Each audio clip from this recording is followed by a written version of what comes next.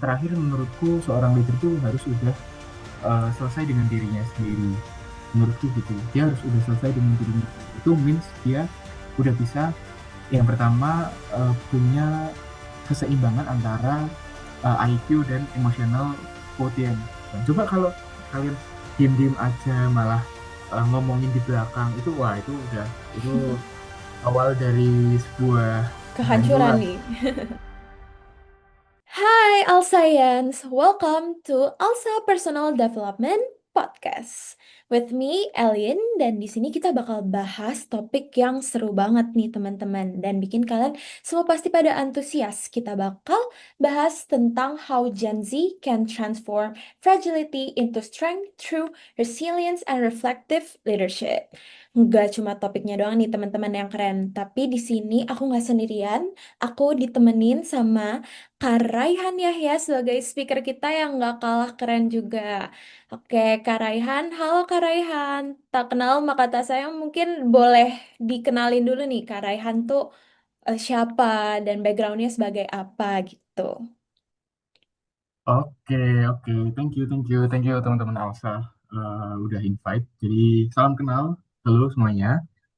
Kenalin nama aku Raihan Yahya Hafiz, biasa dipanggil Raihan. Aku alumni Universitas Diponegoro. Dulu aku kuliah jurusan akuntansi, by the way, di FEB Oh, angkatan 2019. Nah, waktu kuliah aku sempat ikut beberapa organisasi, salah satunya itu ISEC in Semarang, dan terakhir itu menjabat sebagai ketua ISEC in Semarang tahun periode 2022-2023. Dan sekarang aku bekerja di Nutrifood sebagai Distribution Development Executive di area Samarinda gitu.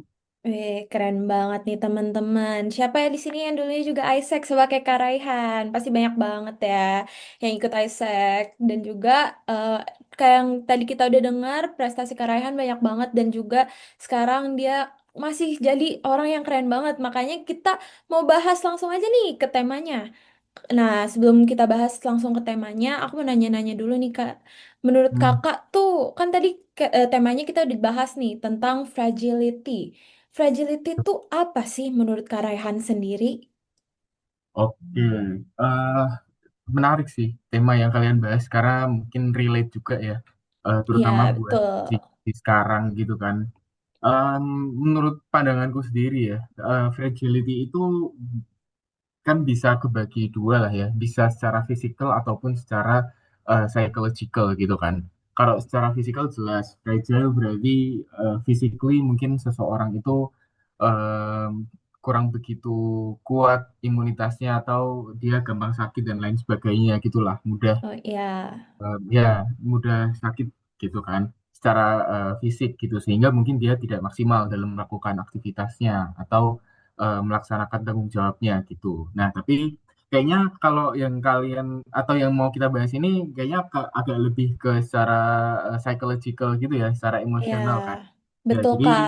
Especially Gen Z nih, dalam hmm, konteksnya Gen Z gitu. nah, iya, apalagi konteksnya Gen Z kan yang dalam sehari-hari itu dia banyak sekali mendapatkan paparan informasi gitu kan. Jadi gampang banget mungkin dia berekspektasi terhadap sesuatu atau dipengaruhi oleh internet gitu kan. Jadi fragility di sini, especially untuk Gen Z, itu menurutku sih kayak kondisi mental yang atau perasaan gitu kan yang gampang apa ya dalam tanda kutip mudah terguncang lah karena banyaknya paparan Ya. informasi yang diterima seperti itu baik itu secara langsung maupun secara online gitu gitu sih.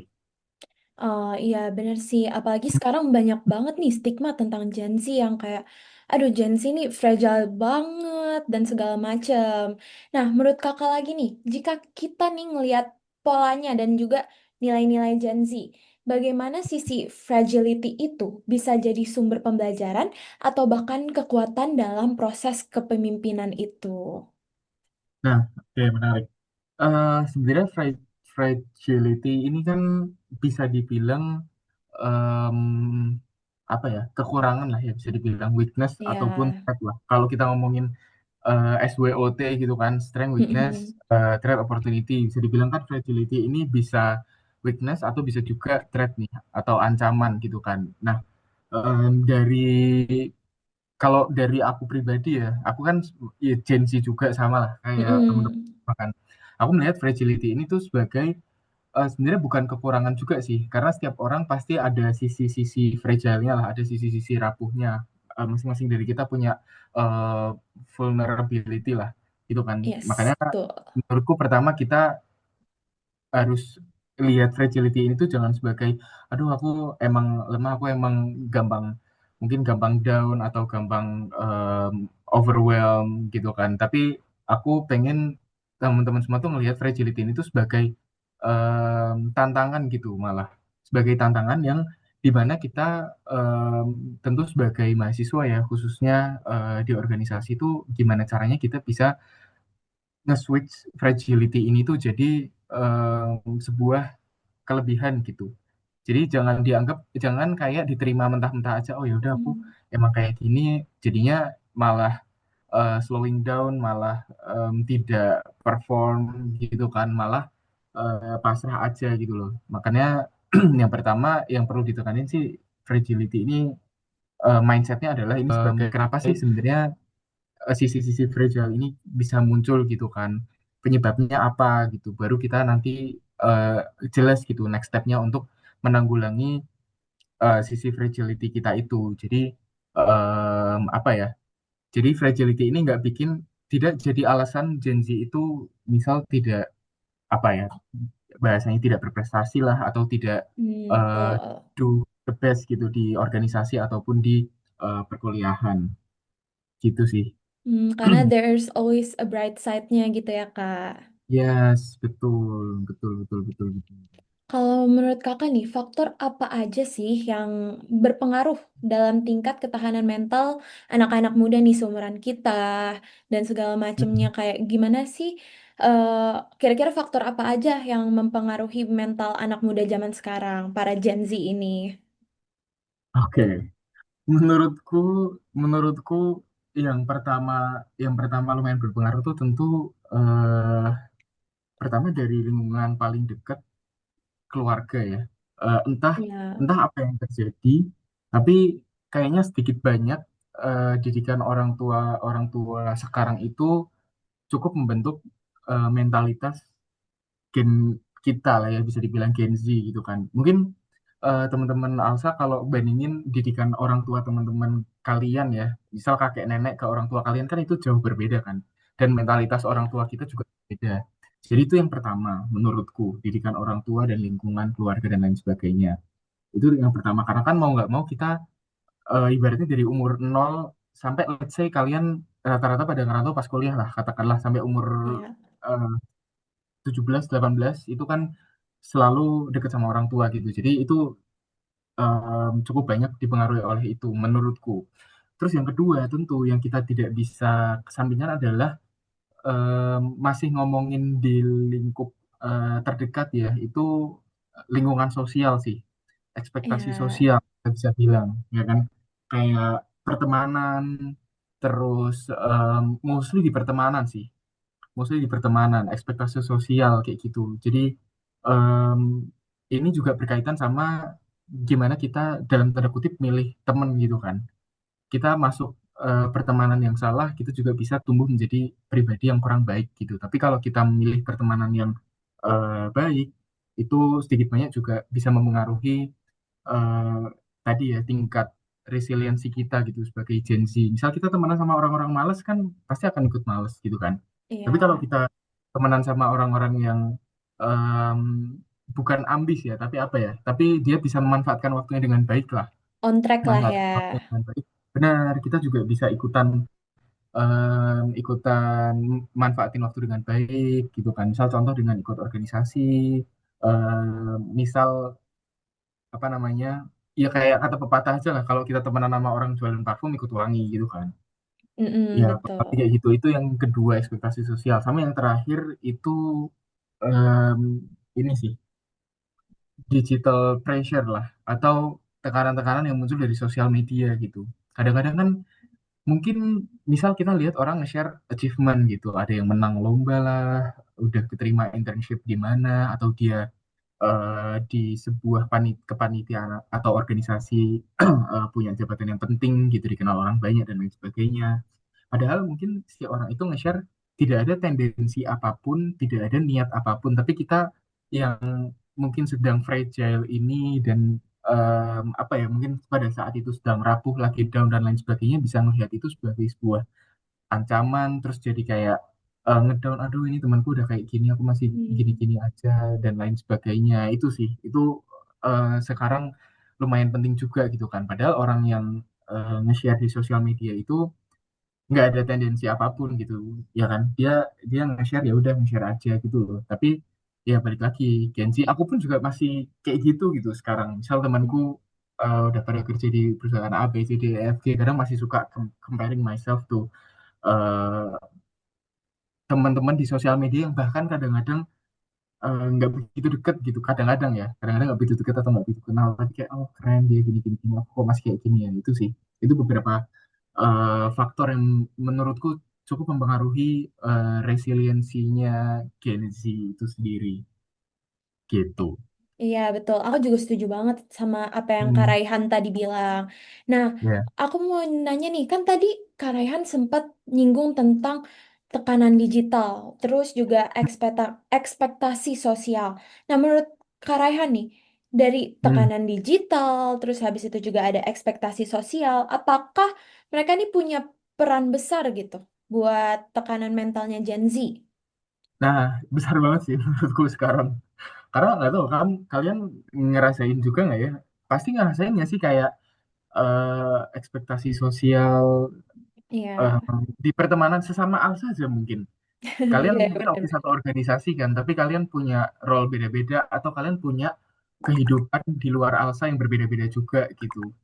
Jadi ketika mungkin kalian lihat satu sama lain aja gitu, eh, atau let's say misal kalian relasi antar tim dan juga ketuanya atau koornya gitu kan, itu kan bisa terbentuk juga tuh ekspektasi-ekspektasi sosial. Misal si staffnya expect ketuanya tuh A, B, C, D, E, F, G, begitupun sebaliknya si ketuanya expect apa namanya, si anak buahnya itu A, B, C, D, E, F, G, itu kan bisa jadi burden juga, apa ya, bisa jadi beban lah, dan bisa ngaruh juga kan ke mentalnya anak-anak Gen Z ini kalau tidak di regulasi dengan baik, tidak dikomunikasikan dengan baik. Tapi menurutku, as long as semuanya itu dikomunikasiin, jelas, clear, itu seharusnya bisa mengurangi beban mental dari Gen Z. Itu kalau ngomongin ekspektasi sosial. Kalau yang digital, iya banget sih, bener banget sih. Jujur, Iya. karena lihat orang nggak kenal di TikTok aja, ya nggak sih? Scroll Iya, TikTok, terus iya. lihat anak seumuran kita, misal 100 juta pertama di umur 23, di umur 22 gitu kan. Lihatnya langsung minder ya, Kak. Nah, iya padahal iya, iya itu good good for them gitu, atau good for her, good for him gitu kan, good for kita, kita nggak perlu yang kayak terus langsung kayak, "Loh, kok belum ya, saldoku masih minus, aku masih minta orang tua."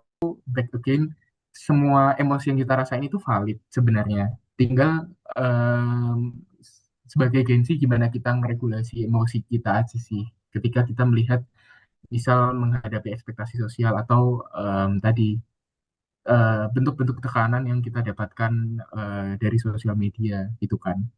Itu sih yang bisa kita atur penerimaan kita sebenarnya gitu. Iya, benar. Nah, kan tadi kita udah ngomongin tekanan digital, terus juga ekspektasi sosial itu kan sifatnya lebih ke eksternal nih. Nah, kalau misalnya Betul. Kak Raihan sendiri, penting nggak sih peran dan dukungan emosional dan juga apresiasi nih dari top manajemen dalam organisasi dalam menjaga Hmm. resilience seseorang dalam, especially di komunitas atau di organisasi gitu? Ini menarik karena eh, menurutku banyak orang yang pintar, banyak orang yang jago, Yes, betul.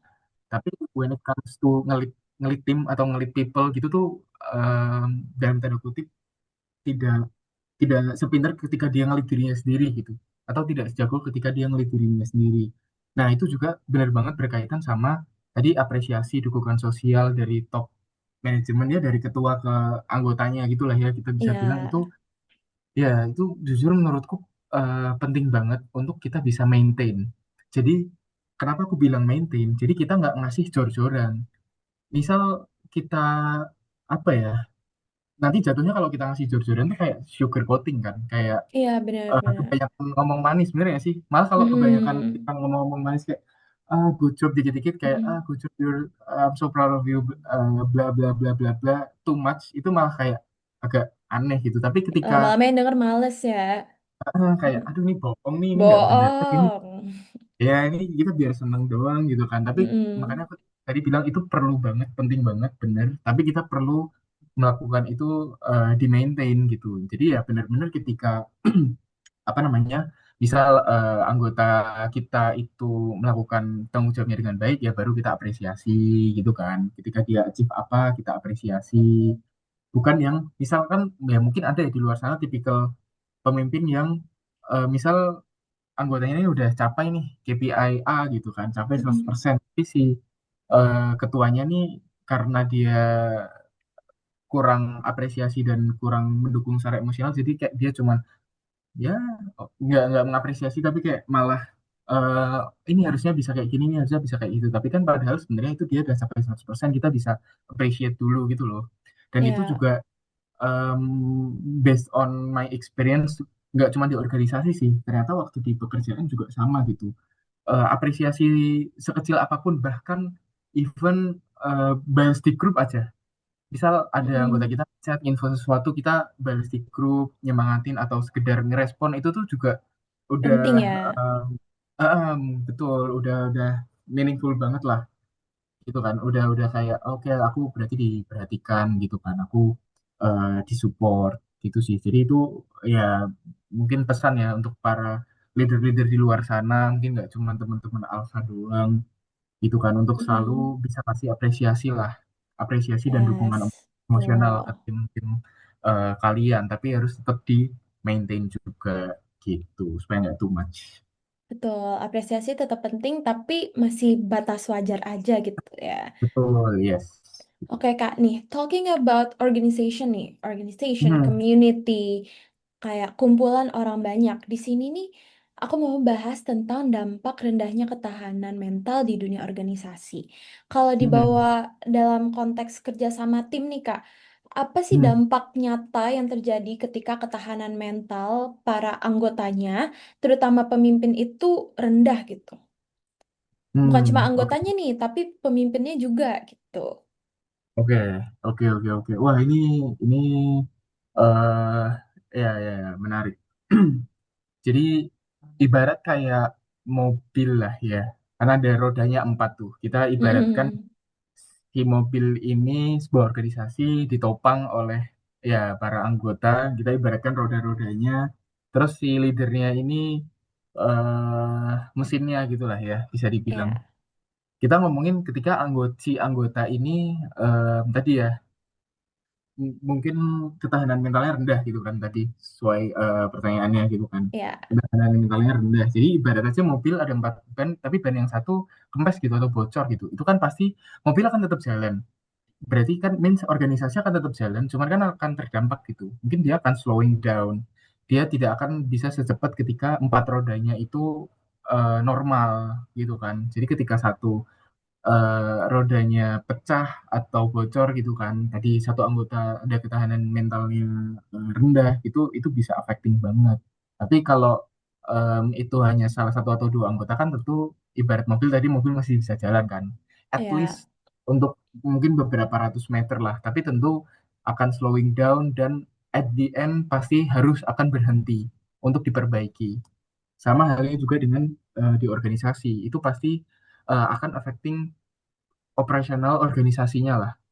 Pasti kan kita nggak mungkin eh, mungkin di waktu yang singkat kita oh ya udah kita biarin dulu aja, kasih dia waktu. Tapi ketika udah lama kelamaan kan tanggung jawab organisasi akan jalan terus kan. Kerjaan kalian ya, kan ada terus. Tapi ketika anggotanya kurang satu atau kurang dua, dia belum bisa back on track, itu kan pasti lama-lama kalian akan slowing down dan itu akan affecting ke tim yang lain juga. Misal harus backup lah, kerjanya jadi nambah banyak, harusnya nih eh, misal ada empat anggota jadi cuman tiga atau cuman dua gitu, itu pasti akan affecting banget. Tapi itu masih ya tadi masih bisa jalan, tapi mungkin nggak akan lama, akhirnya tetap akan diperbaiki gitu, harus dievaluasi lah oleh ketuanya, saling feedback juga sama tim yang lain kayak gitu. Itu kalau yang anggotanya ini ya ada isu ketahanan mental gitulah ya. Ya, Terus dan memang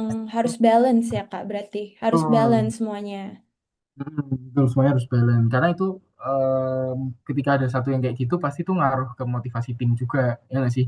Kalian kayak Iya, gitu nggak sih? benar. Kalau ada satu yang kurang ini pasti kan nggak mungkin, sumpah kalian nggak mungkin nggak ngomongin. Hmm, Pinnya tuh harus balance semua Hmm, supaya betul, kerjanya bisa sejalan nih gitu. betul, benar banget, benar Mm-mm. banget. Nah, gitu. Kalau pengalaman Kak Raihan sendiri nih, gimana Hmm, kalau misalnya kondisi tersebut biasanya mempengaruhi cara seorang yang memimpin itu atau mengambil keputusan di tengah tekanan. Jadi kayak contohnya misal kondisinya kayak tadi nih, terus ada ah, kejadian yang kayak tadi misalnya pemimpinnya pun eh, risal eh, termasuk ketahanan mentalnya nih agak down, jadinya berpengaruh ke organisasinya. Nah, hmm. dalam hal itu gimana caranya supaya dia bisa ngambil keputusan yang tepat sebagai seorang pemimpin gitu. Oke, oke, oke. Ini misal case-nya leadernya gitu ya, Iya, yang betul. ada isu ketahanan mental, Hmm, terus gimana cara menanggulanginya biar dia bisa back on track lagi gitu lah ya. yes, betul. Dan nggak salah ngambil keputusan. Dan kita salah ngambil keputusan benar, iya sih.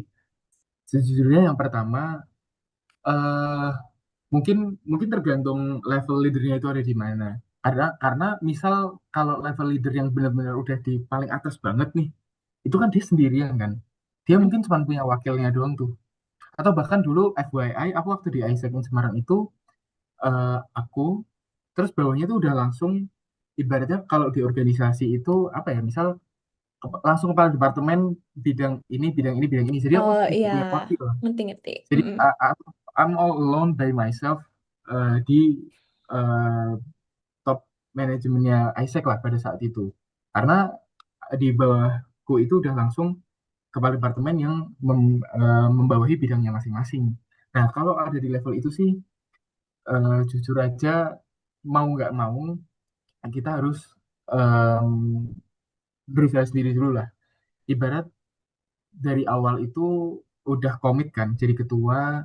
Aku juga waktu itu udah dikasih tahu sih sama ketika ketika seleksi ya, ketika mau naik gitu kan udah dikasih tahu bahwa ini ini ini posisi yang cukup lonely. Hmm, Em, Kamu tidak punya siapa-siapa. Maksudnya anggotamu tuh punya anggota lain gitu kan. Ibarat kalau ketua kalian kan ya. kepala-kepala bidangnya kan punya anggota sendiri-sendiri. Sedangkan ketua Oh kan mungkin kalau ya. di kalian masih ada wakilnya lah ya. Mm-mm. Nah, itu sih, misal misal untuk Kak Raihan punya organisasi wakil pas saat itu. Oh iya, enggak. sendiri. Jadi tuh aku Waduh. terus bawahku tuh udah langsung, em, kalau kita nyebutnya local committee president aku. Terus Mm-mm. bawahku tuh vice president of business development, vice president of external relations. Nah, vice president of Mm-mm. external relations, business development dan bla bla bla itu mereka punya anggota-anggotanya sendiri. Jadi berarti itu mereka udah punya temennya mereka sendiri gitu loh, grupnya mereka sendiri. Sedangkan aku tuh bener-bener sendiri gitu, Oh, nggak punya aduh. wakil. Itu Susah sih, nggak itu ya itu itu? Mm-mm. itu PR banget karena aku udah set expectations di awal kan sebelum aku naik oleh ketua sebelumnya bahwa ini posisi yang lonely. Ini lonely, kamu nggak punya siapa-siapa, kamu kalau mau nanya juga bingung mau nanya ke siapa karena pun kepala departemen overwhelmed. Gimana ketika one day ada isu, ya itulah ketahanan mentalnya lagi lemah atau apa Mm-mm. gitu. Tapi untuk teman-teman yang organisasinya itu ada ketua, ada wakil, menurutku peran wakil sih di sini yang bisa kita bantu untuk Meyakinkan gitu ya. benar, bantu meyakinkan, bantu em, discuss, bantu feedback juga gitu, bantu saling menguatkan lah. Itu makanya menurutku itulah ngobrol gitu kan dengan di posisi leader inilah, ketua dan wakil ketuanya gitu. Setidaknya mereka berdua ini bisa saling gitu, saling membantu, saling feedback, saling backup gitu kan, at least supaya tadi ketika when it comes to make a decision, ketika udah saatnya harus bikin keputusan nih, misalnya ada masalah atau lagi rapat untuk evaluasi gitu atau apapun itu tuh misal salah satunya ya dari ketua atau wakil ini sedang kondisi mentalnya lagi baik, itu salah satunya bisa em, backup kayak gitu. Nggak cuman itu menurutku, itu yang pertama, peran ketua dan wakil yang bisa saling backup. Makanya ya itu sih diusahakan ketua dan wakil tuh jangan sampai nggak akur gitu kan. Iya, Jangan sampai ketuanya kemana, terus wakilnya kemana gitu. Harapannya kan mereka bisa saling backup lah. Mereka saling tahu saling kerja kerja. sama. Nah, kerjasama saling tahu lagi ngerjain apa kerjaan satu sama lain gitu loh. Karena memang kenapa organisasiku by the way nggak ada wakil? Karena kadang-kadang di organisasi itu tuh peran wakil agak cukup membingungkan gitu loh. Rada bukan gabut ya gimana ya? Eh Agak ya rumpang gitu ya. betul, tumpang tindih lah Hmm. bisa dibilang kan gitu. Tapi ya itu tadi sebenarnya harusnya bisa saling backup, saling kerjasama. Wakilnya sebagai eh, teman diskusi lah ngasih feedback gitu-gitu dan tadi kalau ada isu tentang ketahanan mental bisa saling nguatin gitu sih. Hmm. Jadi apa namanya selain itu juga menurutku penting banget misal ketuanya lagi merasa rapuh, merasa ketahanan mentalnya kurang, itu justru malah menurutku ya, menurutku jangan menarik diri sih. Karena karena kan Iya, organisasi betul. jalan terus kan. Ya nggak sih, organisasi jalan terus, Mm-mm. kalian kalian tetap butuh arahan gitu loh. Kalian tetap butuh directions dari ketuanya ini harus gimana, harus gimana. Karena kan pasti kalian em, nggak ada, maksudnya nggak ada waktu kosong banget gitu kan, yang bener-bener nggak ngapa-ngapain, nggak butuh arahan ketua kan nggak juga. Makanya menurutku Iya, sebagai orang leader, justru malah ngobrol lah sama tim kalian gitu loh, catch up. Itu juga menurutku pentingnya bonding sih, bonding di dalam tim, do activity di luar organisasi gitu. Kalau dulu di pengalamanku di ISEC tuh kita pasti ada tuh eh at least bulan sekali lah kita bonding, bener-bener diagendain. Kita bener-bener, oh ya, so iya, fun.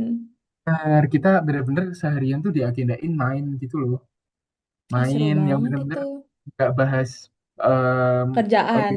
organisasi, benar gak bahas kerjaan sama sekali gitu. Jadi kita punya hal yang diceritakan, hal yang diketawakan gitu ketika kita pergi, ada cerita ini, cerita itu, kita lebih kenal satu sama lain. Oh ternyata si ini alergi makanan ini, oh ternyata si ini nggak bisa kena panas, ternyata si ini bla bla bla bla. Jadi itu bondingnya lebih dapat. Jadi ketika ada nggak cuman ketuanya, mungkin siapapun itu yang sedang lagi down, misal lagi apa namanya tidak dalam performa terbaiknya, itu tuh kita bisa lebih empati gitu loh. Ya kan, kalau kita nggak Mm-mm. begitu kenal kan kita agak susah ya mau empati kan. Tapi ketika kita udah kenal, punya cerita apa ya, punya cerita bersama gitu kan. Terus guyonannya juga nyambung gitulah ibaratnya. Itu kan akan Mm-mm. lebih enak gitu. Ketika Iya, ketika ada tim-tim yang ada anggota-anggota yang lagi tidak perform gitu. Ngobrolnya lebih enak gitu. Kita mau nanyain tuh nggak canggung gitu loh. Gitu sih. bonding tuh penting banget sih Kak ya, apalagi buat Nah, apa ya, at least ngejauhin dikit lah dari tekanan mental karena disupport nih mm-mm. sama teman-teman satu organisasi Betul, betul, gitu. betul, betul. Ya, benar, disupport, saling support. Dan kita tuh nggak benar-benar kerja terus loh. Kita ada have fun-nya juga loh, gitu kan. Iya, betul. Kalau kakak sendiri gimana ya caranya Hmm, sebagai generasi muda dapat menjadi resilient leader di tengah tekanan dan ekspektasi yang tinggi? Oke, bagi generasi muda menjadi resilient leaders Yes, di tengah betul. ekspektasi yang tinggi. Mm-mm. eh How to Kalau be a dari good aku leader pribadi, gitu. di tengah ekspektasi yang tinggi. Ya, ya, ya, ya. Ini ini boleh experienceku sekarang atau harus pasti organisasi kayak itu. Bebas sih, sebagai Bebas ya. generasi muda aja gimana caranya biar Ah, teman-teman All Science dan semua yang nonton podcast hari ini bisa hmm, nyontoh nih dari pengalaman kakak. Oh, berarti kalau mau jadi a good leader harus ngelakuin ini nih kira-kira kayak gitu. oke, oke, oke, oke, oke, oke. Ya, em, menurutku yang pertama itu tadi sih kita ngomongin soal motivasi ke tim ya. Oh Itu ya, masuk tadi memberikan eh, apresiasi, dukungan moral, dukungan emosional, kayak gitu. Itu satu hal yang aku nggak tahu ya. Mungkin kadang beberapa leader itu agak sulit banget mengapresiasi anggotanya gitu. Ya adalah di luar sana. Tapi menurutku itu satu hal yang perlu disadari gitu sama ketua sama ya para leader inilah. Mungkin aja Kar- karena menurutku mungkin aja sesuatu yang dilakukan oleh anggota itu tuh sesuatu hal yang udah pernah pasti kan dilakukan sama sang ketua ini kan. Pasti kan si ketua ini atau si leader ini ketika udah jadi leader dia kan udah ngelewatin hal-hal yang dilalui sama anggotanya kan. That's why ketika dia udah jadi leader, melihat anggotanya melakukan hal yang dulu dia pernah lakukan, itu mungkin aja dia agak susah mengapresiasi karena mungkin dia langsung membandingkan ketika dulu dia menjadi anggota oh atau iya dia benar. oh dulu dia udah pernah ngelakuin ya kayak jadi as long as mereka melakukannya dengan baik dengan benar dengan jujur dan memang terbukti itu tugas yang diberikan dan mereka bisa melakukan itu 100% dengan baik ya apresiasi aja gitu loh apresiasi aja just say thanks atau ya apresiasi kecil kasih dukungan moral dukungan emosional itu tuh udah bisa nge-boosting moralnya tim gitu. Ini terutama ya udah aku ngomongin di organisasi aja deh. Karena kan di organisasi kalian nggak dibayar ya, Iya, ya kan? Nah, udah mah kalian nggak dibayar.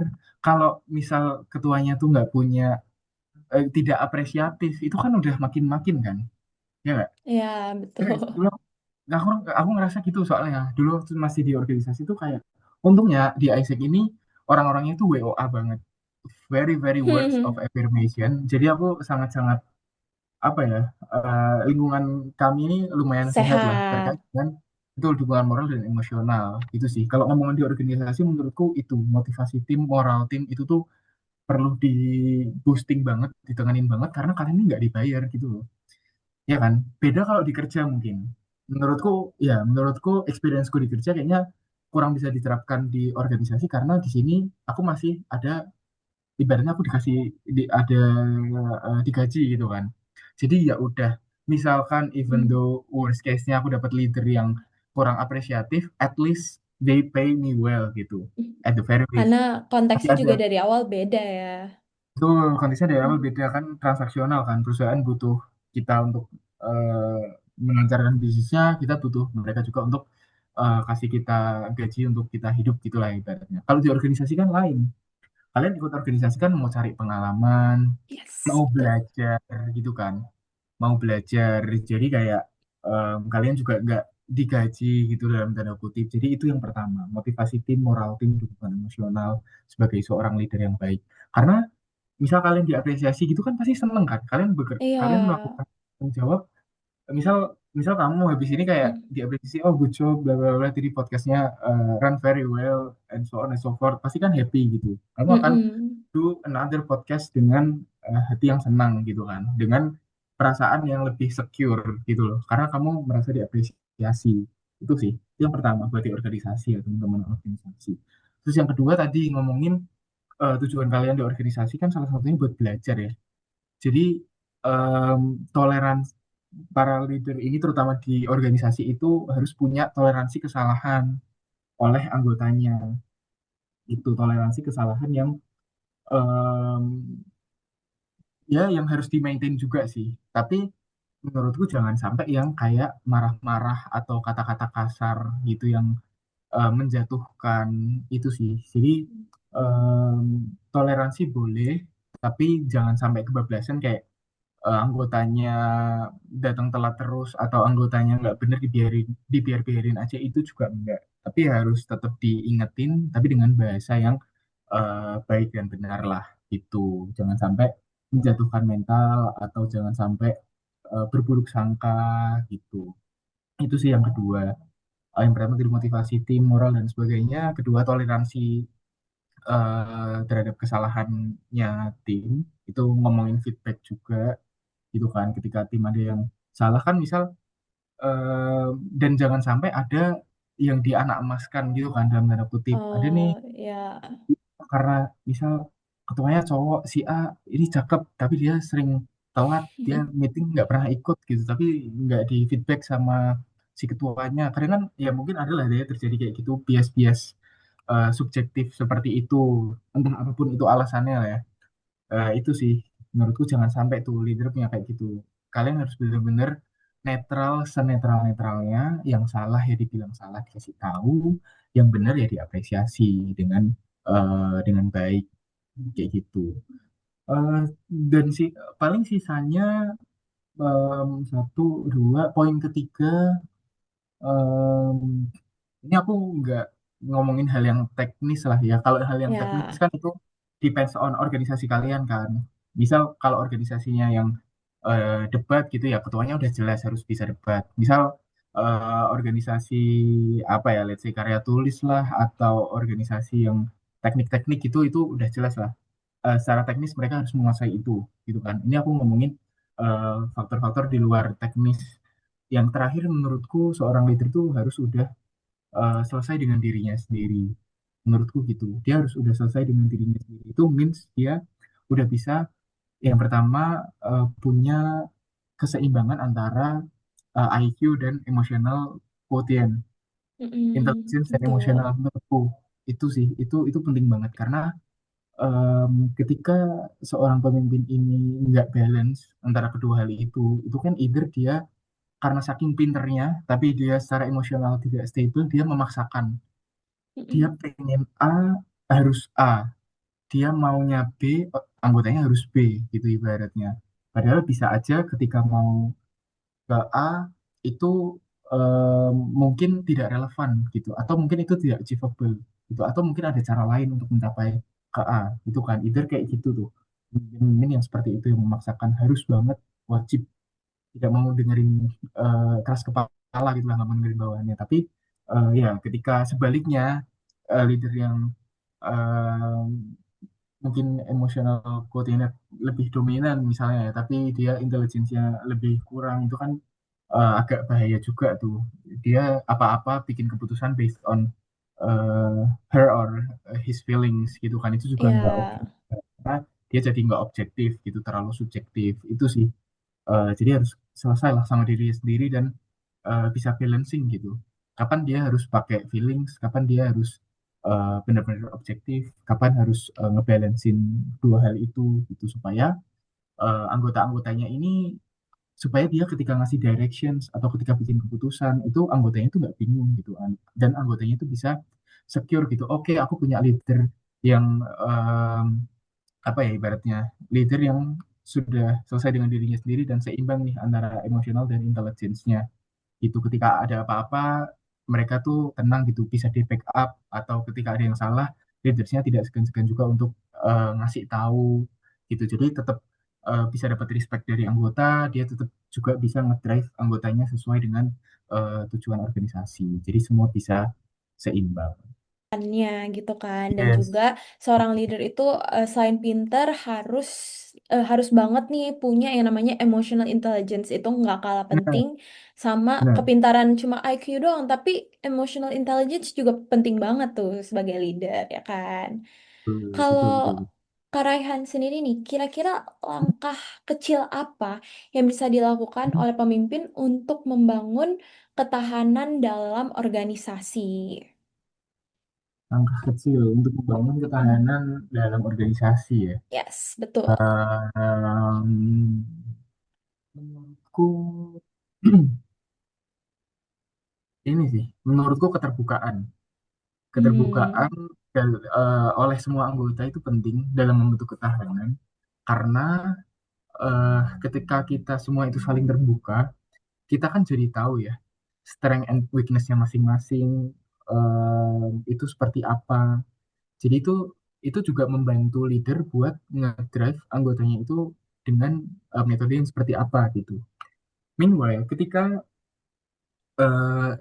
di sebuah organisasi itu orangnya nggak saling terbuka, kita nggak saling tahu sedip itu satu sama lain, itu malah rawan apa ya, timbul resiliensinya itu malah konflik. rawan timbul konflik. Jadi mereka tidak eh, ibaratnya resiliensinya kurang gitu sebagai organisasi malah justru nggak kuat karena mereka tidak saling mengetahui satu sama lain. Itu kan kadang-kadang timbul prasangka karena mereka tidak saling tahu dan tidak saling ngobrol itu malah kayak timbul prasangka yang mana itu juga akan ngaruh ke kerjaan kan. Misal si A ngira si B kayak gini, padahal si B itu nggak seperti itu gitu. Ya, Padahal si B itu betul. eh, lain lah daripada yang dipikirin si A. Tapi karena si A mikir si B itu buruk misalnya, nah itu jadi misal nyebar kemana-mana, terus jadi dinamika organisasinya berpengaruh. Gitu. Terus ketika nanti ada masalah, karena dari awal udah nggak baik hubungan antar anggotanya, gampang runtuh, misal organisasinya jadi kepecah lah atau gimana gitu kan. Itu sih menurutku satu langkah kecil yang bisa dilakukan supaya organisasi kalian ini tangguh itu saling terbuka, justru saling terbuka, em, feedback lah, ngobrol lah, apapun itulah, apapun itu harus diomongin. Jangan sampai misal kalian ada kesel sama anggota kalian sendiri gitu, misal karena ini sih ini telat mulu dan lain sebagainya, ya kasih tahu gitu, kasih tahu aja gitu kan. Dan tentu Ya. anggota yang dikasih tahu jangan hard feelings, kamu nerima itu objectively aja gitu. Oh kalau memang telat ya misal ada reasonnya dijelasin, oh tadi aku habis misal disuruh tiba-tiba nganter temanku ada yang sakit atau ditelepon ibu atau apalah itulah itu kan jadi oh ternyata dia telat gara-gara ini bukan karena males gitu kan. Coba kalau kalian diem-diem aja malah ngomongin di belakang itu, wah itu udah itu awal dari sebuah Kehancuran kehancuran. nih. Benar, itu sih satu langkah kecil yang bisa Mm, dilakukan, keterbukaan, saling terbuka satu mm. sama lain apapun itu. Misal kamu Poin, ya misal kamu poinnya lagi berarti sakit, saling ngerti aja ya. Mm-mm. benar saling terbuka dan saling ngerti lah satu sama lain. Ya, Itu sih. betul. Wah, topiknya kali ini seru banget nih, karena kita juga ngobrol sama speaker yang emang udah punya pengalaman di bidang itu sendiri, di organisasi sebelum-sebelumnya nih. Nah, Kak Raihan, makasih banyak udah datang ke podcast kali ini. Kalau aku bisa simpulin, jadi topik kali ini itu ngebahas tentang gimana cara kita bisa jadi a good leader sebagai leader yang tangguh, yaitu struktur organisasi nih penting juga ya teman-teman. Kayak seorang leader nggak bisa kerja sendiri juga, pasti harus dibantu sama membernya dengan cara apa? Keterbukaan, saling ngerti, terus juga sebagai leader kalian harus bisa bukan cuma mimpin diri kalian sendiri, tapi mimpin teman-teman kalian, anggota kalian, gimana caranya saling mengingatkan, terus apabila ada kesalahan eh, kasih tahu dengan pelan-pelan, terus kasih juga apresiasi supaya timbul lingkungan yang lebih nyaman di organisasi gitu kan. Kak Raihan, terima kasih banyak udah datang podcast kita kali ini. Makasih banget. Tadi juga udah nyampein banyak banget hal yang berkesan dan juga bermanfaat buat kita. Mungkin Kak Raihan ada yang mau diomongin sebelum podcast kita berakhir nih, udah sampai titik ujung nih. Oke, apa ya? Mungkin terakhir ya buat teman-teman Gen Z, em, menurutku terutama yang masih kuliah lah ya dan di organisasi, menurutku organisasi apapun itu yang kalian sekarang ikuti itu menurutku do your best aja di sana.